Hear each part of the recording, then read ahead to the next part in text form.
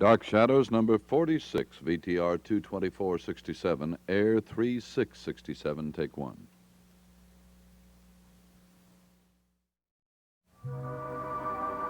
My name is Victoria Winters.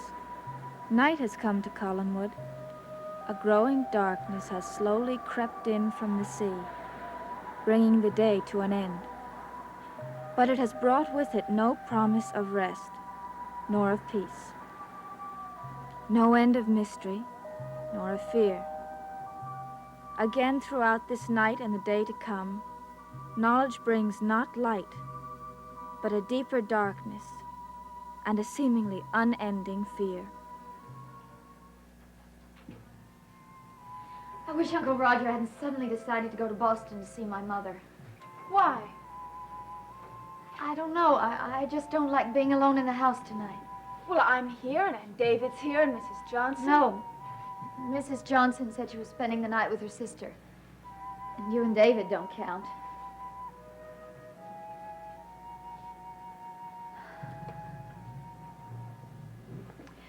I never thought I'd have to depend on Uncle Roger for a feeling of security. The house seems so empty. Listen. How quiet. Look, why don't you go up to bed? It's too early.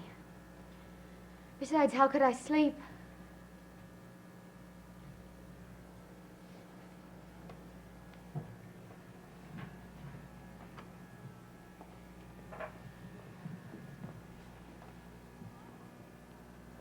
Vicky, why haven't they called?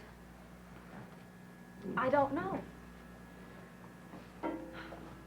I suppose that Frank got there in time to stop them from opening the grave. But I would have thought at least Joe would have called to tell us what happened. But maybe nothing happened. Maybe they opened the grave and Dr. Guthrie found nothing unusual.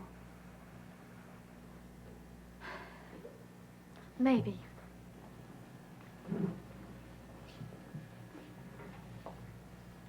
Why is it so quiet? Wait, I heard something. What?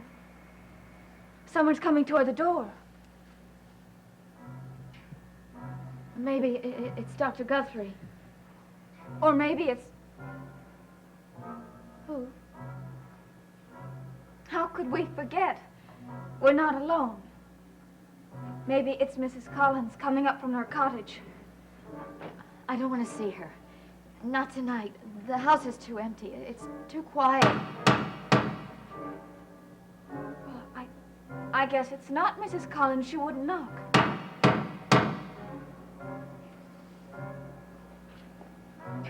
I'll come with you.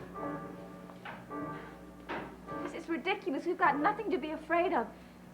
It probably is Dr. Guthrie or Frank or... Probably.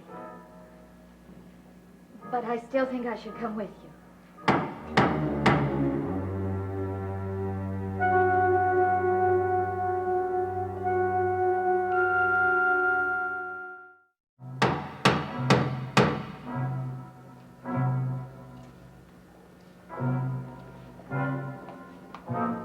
Who is it? Dr. Guthrie. Dr. Guthrie, we thought it was probably you. And Joe. Come in. We'll only stay a minute, but we knew you'd want to hear a report. Where's Frank?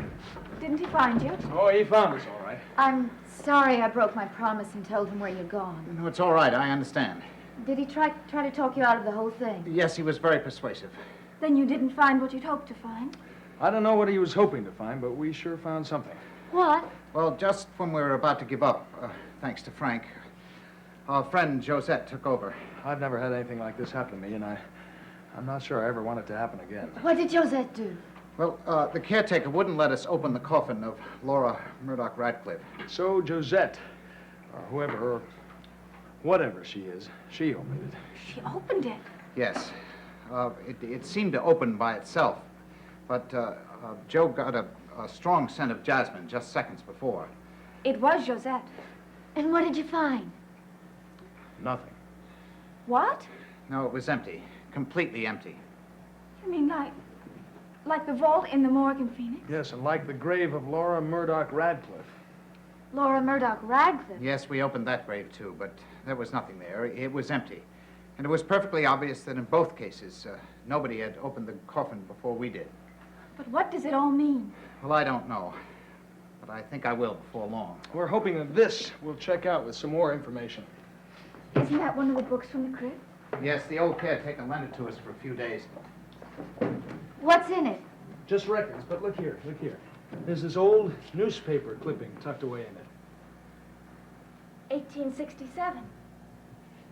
That's the year that Laura Murdoch Radcliffe died. That's right. Is there something in the paper about it? No, not in this particular copy. No, but take a look at this. There's a whole section that's completely faded. Now, it's our guess that there was something about it. Right there. How can you tell?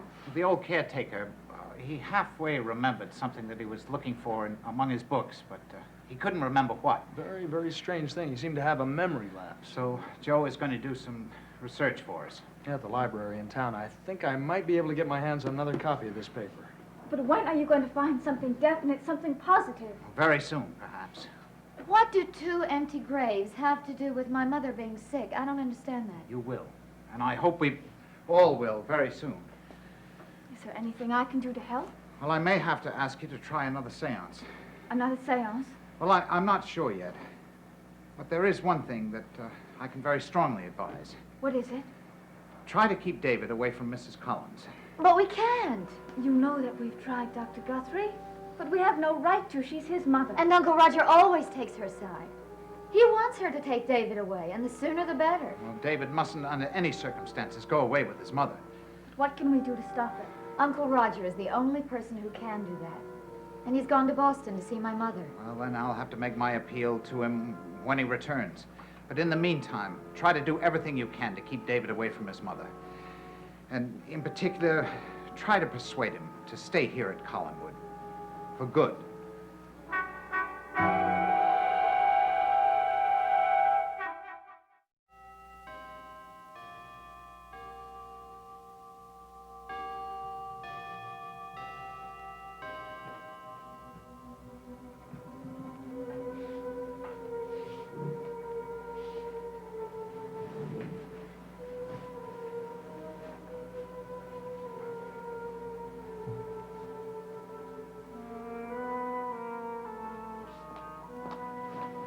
Mother? No, it's me. Who is it? Carolyn. I didn't mean to wake you up. What are you doing in here? Nothing. Well, you must be doing something. You know I don't like you in my room. You haven't told me what you wanted, I just wanted to make sure you were asleep. but you just woke me up. I didn't mean to. You know I don't like you to come in my room. You don't let me go in your room. I'm sorry, David. Can you imagine all the hollering that would go on if I went into your room? I wouldn't care that much. Honestly. I'll bet. David, I mean that. A long time ago, we agreed that I'd let you alone and you'd let me alone. Mm-hmm. But that was a long time ago. But it wasn't such a long time ago that you called me a spoiled monster. I know. A menace to the civilized world. That's what you told Miss Winters that I was. David, what I'm trying to say is... What? Never mind. Go back to sleep. You still haven't told me what you were doing up here. David, can't you believe that I'm just concerned about you? Well, you don't have to take care of me. Miss Winters does, and my mother does. I don't need you. All right, then. David, don't you believe that people can change? What people? Most people. They grow up. They become different. So you don't even know them. I suppose you mean you. Why not? Well, you haven't changed so much. You don't seem so grown up either. You just probably like to think that you are. I guess you're right. Huh? Maybe I'm not so grown up. I just like to think I am. Maybe I'm the spoiled monster. The menace to the civilized world. I don't get it. What? You've never talked this way before. I've never heard you talk that way. Neither have I. At least not in front of you. What does it mean? Can't it mean that maybe I've changed? Or I am changing? I don't know. I don't get it. You go back to sleep. I'm sorry I woke you up. Good night. Carolyn, Yes? are you okay? Yes. Nothing bad has happened, has it? No, nothing's wrong. Nothing's bad has happened. I mean, that's not why you're being so nice to me, is it? No, David. Everything's all right. Now you go back to sleep.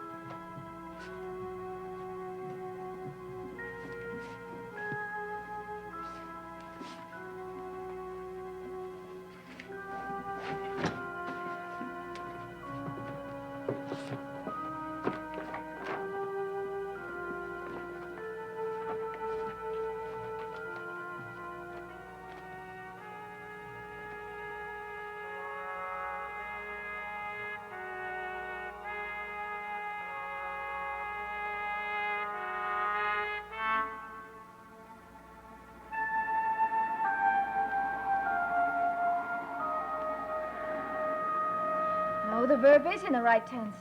But something else is wrong. You look at it and see if you can see what it is. The subject singular and the predicates plural. That's right. And what's the word between? A preposition. And what does it take? A direct object. Well, then what's this? A mistake.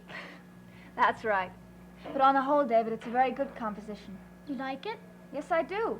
Although it's not what I assigned. I asked you to write about a real person, not an imaginary one.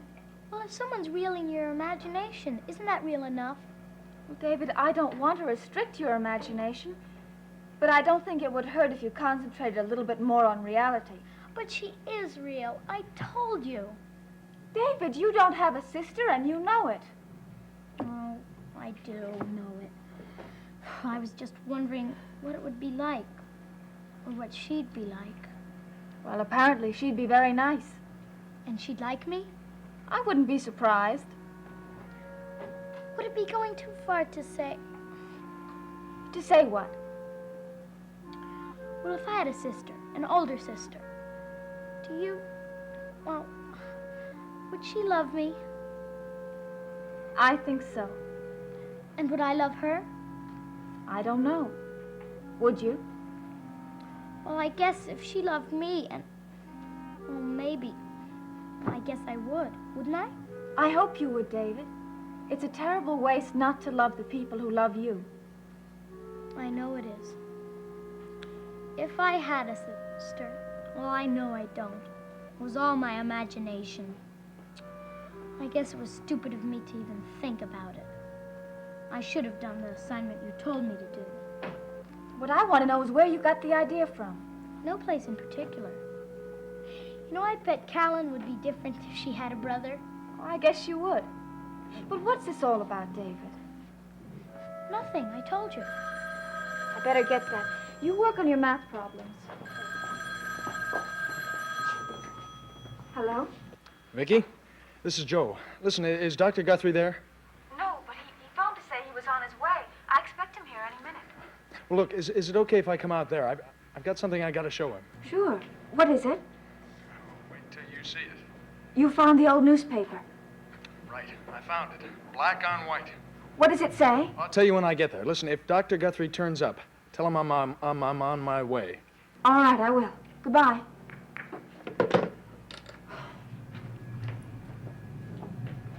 I thought you were going to work on your math problem. Oh, I left my arithmetic book in the kitchen.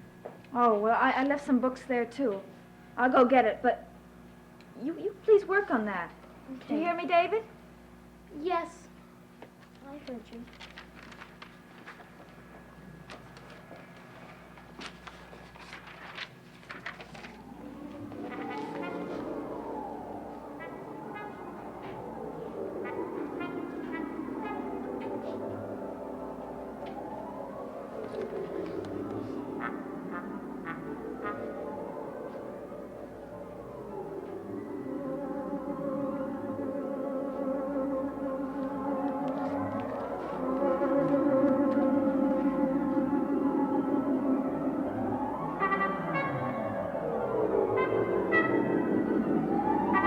Help! Help! Mother! Miss Winters! Help me!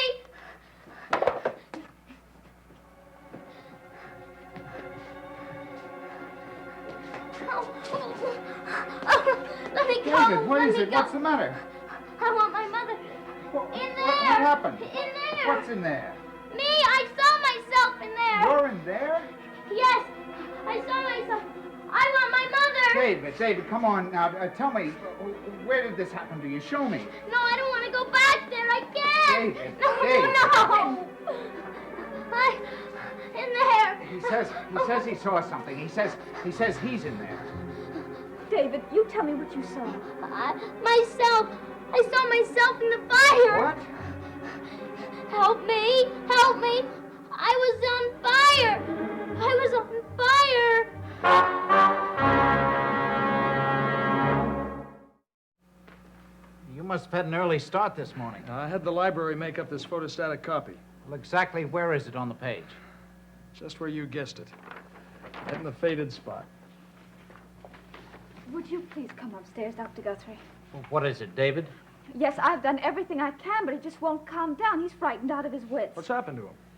Oh, hello, Joe. I'm sorry I didn't even notice you. What's happened to David? Vicky, We're not sure. Vicky, tell Joe what David told you.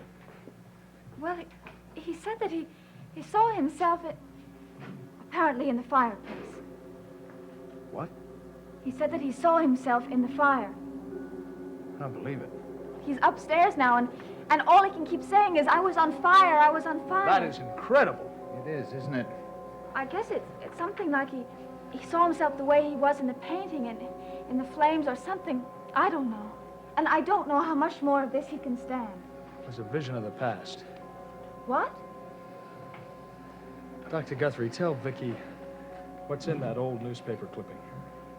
What does it say? It tells about a woman who died in a fire. Oh? And her name, as you might have guessed, was Laura Murdoch Radcliffe. But David said that he saw himself in the fire. I know. The article also tells about a child. A boy. It even gives his name. David. David? Yes. The boy's name was David? Yes? Please tell me, he wasn't hurt, was he? He died in the fire. In his mother's arms.